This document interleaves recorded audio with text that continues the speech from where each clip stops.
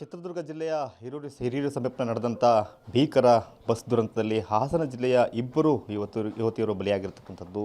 So ಇಂಜಿನಿಯರಿಂಗನ್ನು ಓದಿಕೊಂಡು ಟೆಕ್ಕನ್ನು ಮಾಡಿ ಒಂದು ಉತ್ತಮವಾಗಿರ್ತಕ್ಕಂಥ ಕೆಲಸಕ್ಕೆ ಸೇರಿ ಪೋಷಕರಿಗೆ ಆಗಬೇಕಂತ ಮಕ್ಕಳನ್ನ ಕಳ್ಕೊಂಡು ಪೋಷಕರು ಕಣ್ಣೀರಿಡ್ತಾ ಇದ್ದಾರೆ. ನಾವೀಗ ಚನ್ನರಾಯಪಟ್ಟಣದಲ್ಲಿರ್ತಕ್ಕಂಥ ನವಿ ಅವರ ಮನೆ ಸಮೀಪ ಇದ್ದೀವಿ, ನೋಡ್ತಾ ಇದ್ದೀವಿ. ಅವ್ರ ಬಂಧು ಮಿತ್ರರು ಎಲ್ಲರೂ ಕೂಡ ಒಂದು ಮನೆಯಲ್ಲಿ ಒಂದು ರೀತಿ ನೀರವ ಮೌನ.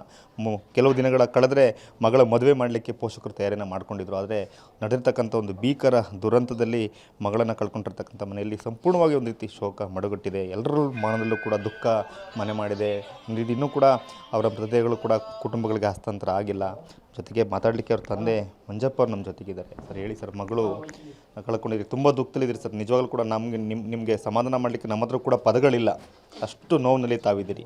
ನೆನೆ ಎಷ್ಟೊತ್ತಿಗೆ ತಮಗೆ ಗೊತ್ತಾಯಿತು? ಏನು ನಿನ್ನೆ ಬೆಳಗ್ಗೆ 7 ಗಂಟೆಗೆ ಸಹ ಗೊತ್ತಾಯಿತು. ಅವಳು 3 ಜನ ಹೋಗಿದ್ರು, ಮಾನಸ, ನವ್ಯ, ಮಿಲನ ಅಂತ. ಅದರಲ್ಲಿ ಮಿಲನ ಒಂದು ಹುಡುಗಿ ಬಚಾವಾಗಿದ್ಲು. ಅವಳು ಹಾಸ್ಪಿಟ್ಲಲ್ಲಿದ್ಲು. ಅವಳು ಹಾಸ್ಪಿಟ್ಲಿಂದ ಯಾರ್ದೋ ನಂಬರಿಂದ, ಬೇರೆ ನಂಬರಿಂದ ಫೋನ್ ಮಾಡಿ 7 ಗಂಟೆಗೆ ನಮ್ಗೆ ವಿಷಯ ಗೊತ್ತಾಯಿತು. ಆಗ ಗೊತ್ತಾದಾಗ ನಮ್ಮ ಸ್ನೇಹಿತರು ನಾವು ಎಲ್ಲ ಅಲ್ಲಿ ಹಿರೂರಿಗೆ ಹೋಗಿ ಗೌರ್ಮೆಂಟ್ ಹಾಸ್ಪಿಟ್ಲಲ್ಲಿ ಹೋಗಿ ಚೆಕ್ ಮಾಡ್ದೆ. ಅಲ್ಲೆಲ್ಲೂ ಸಿಗಲಿಲ್ಲ. ಅಲ್ಲಿಂದ ಪೊಲೀಸ್ ಸ್ಟೇಷನಿಗೆ ಬಂದು ಪೊಲೀಸ್ ಸ್ಟೇಷನಲ್ಲಿ ಪೊಲೀಸ್ನವ್ರು ಎಲ್ಲ ಕಡೆ ಎಂಕ್ವೈರಿ ಮಾಡಿದ್ರು. ಎಂಕ್ವೈರಿ ಮಾಡಿ ಚಿತ್ರದುರ್ಗಕ್ಕೆ ತಗೊಂಡೋಗಿದ್ದಾರೆ. ಚಿತ್ರದುರ್ಗಕ್ಕೆ ಹೋಗಿ ನೋಡೋಣ ಅಂತ ಅಲ್ಲಿ ಪೊಲೀಸ್ನವರು ಇದು ಮಾಡಿದ್ರು. ಅಲ್ಲಿಂದ ಚಿತ್ರದುರ್ಗಕ್ಕೆ ಹೋದಾಗ ಎಲ್ಲ ಇದು ಸಿಕ್ತು. ನಮ್ಮ ಮಗಳು ಮತ್ತು ಮಾನಸ ಇಬ್ಬರದು ಅವ್ರ ಬಾಡಿ ಸುಟ್ಟು ಕರ್ಕಲಾಗ್ಬಿಟ್ಟಿತ್ತು. ಅವ್ರದ್ದು ಬಾಡಿನ ಐಡೆಂಟಿಫೈ ಮಾಡೋಕ್ಕೆ ನಮ್ಮ ಕೈಲಿ ಆಗಲಿಲ್ಲ. ಫುಲ್ಲು ನಮ್ಮ ಮಗಳು ಸತ್ತಿರೋದಂತೂ ಸತ್ಯ. ಅದು ಗಾಡಿ ಕರೆಕ್ಟಾಗಿ ಅವ್ಳು ಕುಂತ್ರೆ ಸೀಟಿಗೆ 11ನೇ ನಂಬರ್ 12ನೇ ನಂಬರ್ ಸೀಟಿಗೆ ಕರೆಕ್ಟಾಗಿ ಹೊಡೆದೈತೆ.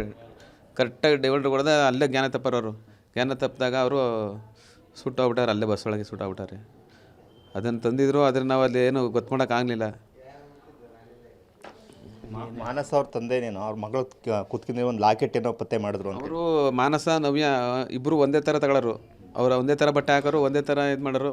ಅವ್ರು ಓದಿದ್ದು ಒಂದೇ ಕಾಲೇಜಲ್ಲಿ ಓದಿದ್ದು ಎಲ್ಲ ಒಂದರಿಂದಲೇ LKG UKGಯಿಂದನೂ ಒಂದೇ ಸ್ಕೂಲು, ಒಂದೇ ಕಾಲೇಜು. ರಾಜೀವ್ ಕಾಲೇಜಲ್ಲಿ ಇಂಜಿನಿಯರಿಂಗ್ ಮಾಡಿದ್ರು, ಮಲೆನಾಡು ಕಾಲೇಜಲ್ಲಿ MTech ಮಾಡಿದ್ರು. ಬೆಂಗಳೂರಿಗೆ ಹೋಗಿ ಒಂದೇ ಕಂಪ್ನಿ ಕೆಲಸ ಸೇರ್ಕೊಂಡ್ರು. ಇಬ್ಬರು ಒಂದೇ ಮನೇಲಿ ವಾಸ ಇದ್ದರು. ಒಂದೇ ತಟ್ಟಲ್ಲಿ ಅನ್ನ ತಿನ್ನೋರು. ಇಬ್ಬರು ಒಟ್ಟಿಗೆ ಇದ್ರು ಜೊತೆಲಿ. ಎಲ್ಲಿ ಹೋಗ್ಬೇಕಾದ್ರು ಒಟ್ಟಿಗೆ ಹೋಗೋರು. ಒಂದು ಹೊರಗಡೆ ದೇವಸ್ಥಾನಕ್ಕೆ ಹೋಗ್ಬೇಕು ಒಟ್ಟಿಗೆ ಹೋಗೋರು. ಊರಿಗೆ ಬರ್ಬೇಕಾದ್ರೆ ಒಟ್ಟಿಗೆ ಬರೋರು. ನಮಗೊಂದು ಧೈರ್ಯ ಇತ್ತು ಇಬ್ಬರು ಜೊತೆಲವ್ರೆ. ಎಲ್ಲದಕ್ಕೂ ಅನುಕೂಲ ಇದೆ ಅಂತ ಎಲ್ಲ ತುಂಬ ಚೆನ್ನಾಗಿದ್ರು. ದೇವರು ಈ ಥರ ಒಂದು ಅನ್ಯಾಯ ಮಾಡಬಾರ್ದಾಯ್ತು.